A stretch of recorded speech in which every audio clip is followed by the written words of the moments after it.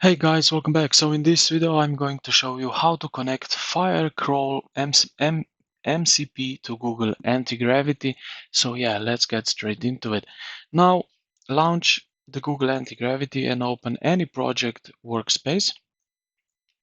What you are going to do next, when you do that, open the agent panel. So here on the right side.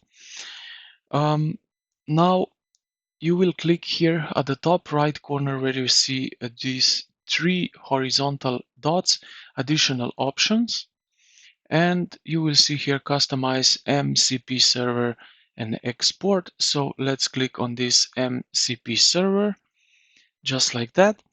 And now also stay here and you will see manage MCP server right here at the top right corner.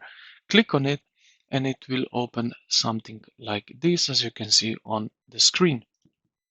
All right, now next thing what you're going to do is click on view raw config. All right, now